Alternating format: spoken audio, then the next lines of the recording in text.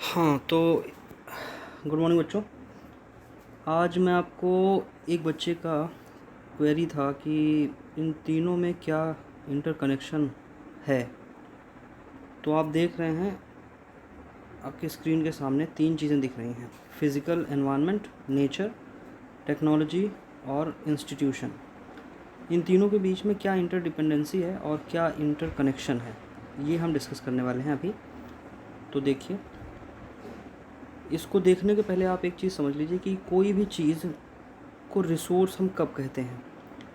तो आपको शुरू में ही बताया गया था कि जब कोई भी चीज़, चाहे वो मोबाइल फ़ोन हो या कंप्यूटर हो या कारें हों या हमारी शर्ट हो, गंदी सी शर्ट है लेकिन समझ लेना शर्ट है, तो ये सारी चीज़ें जो आपको दिख रही हैं, यहाँ तक कि इंसान भी, चाहे वो कोई डॉक्टर हो, ये डॉक्टर है, और चाहे वो कोई टीचर हो,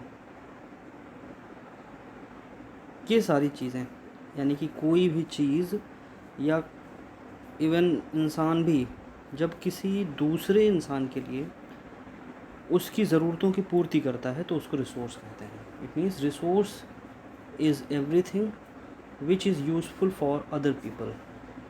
so even people can also do for other people for several things, for several concept, and in other matters also it can be understood.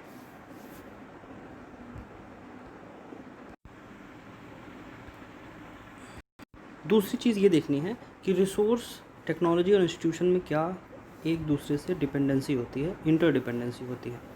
तो जैसे कि शुरू में बताया गया था कि कोई भी चीज़ जो हमें नेचर से मिलती है, चाहे वो केमिकल्स हों या मिनरल्स हों या मेटल हो, वो सारी चीज़ों को हम अपने लायक बनाने के लिए टेक्नोलॉजी का इस्तेमाल करते हैं।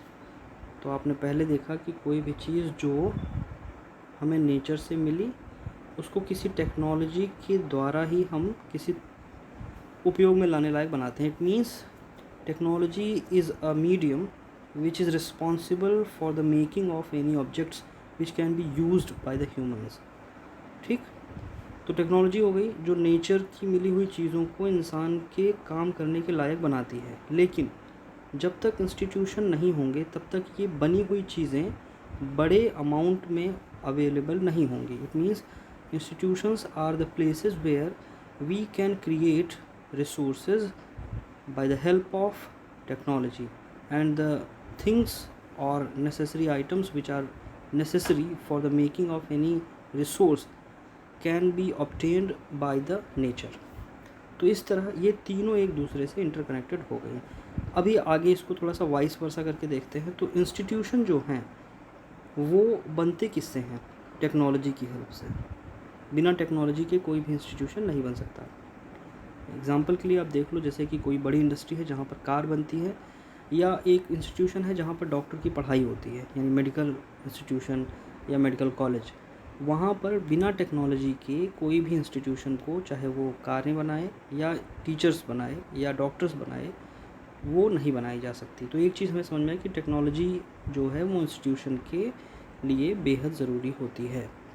अब दूसरा, नेचर, जो सबसे पहली वाली चीज़ थी, नेचर भी हेल्प करती है इंस्टीट्यूशन को बनाने में, क्योंकि बिना नेचुरल ऑब्जेक्ट के, बिना मिनरल्स के, बिना ईंट पत्थर के, बिना सीमेंट के, बिना आयरन रॉड के कोई भी बिल्डिंग नहीं बनाई जा सकती। तो इस तरह आप समझ सकते हैं कि नेचर भी इंस्टीट्यूशन के डेवलपमेंट में ज़रूरी होता है। तो अब ये तो एक दूसरे से कनेक्शन की बात हो रही है। अब इसको हर तरीके से आप समझ सकते हैं, थोड़ी सी कोशिश करेंगे तो टेक्नोलॉजी कैसे नेचर से रिलेटेड है इसको देखते हैं।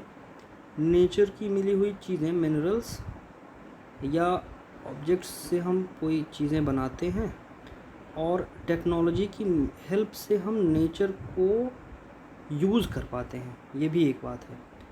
जैसे एग्ज़ाम्पल के लिए आपने इसी में देखा था कि हाइड्रोजन और ऑक्सीजन के मिलने से बनता है पानी, लेकिन जब तक वो टेक्नोलॉजी हमारे पास नहीं थी तब तक हम उस नेचुरल थिंग को, यानी ऑब्जेक्ट को यूज़ नहीं कर पा रहे थे, तो वो तब हमारे लिए रिसोर्स नहीं थी।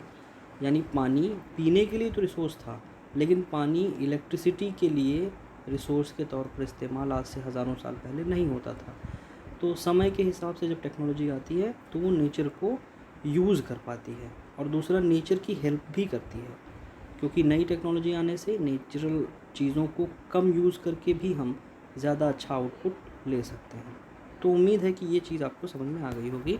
तो आज ये पॉइंट, एक क्वेश्चन था, किसी बच्चे ने पूछा था कि इन तीनों में क्या इंटर डिपेंडेंसी होती है, तो ये पॉइंट यहाँ पे क्लियर हुआ।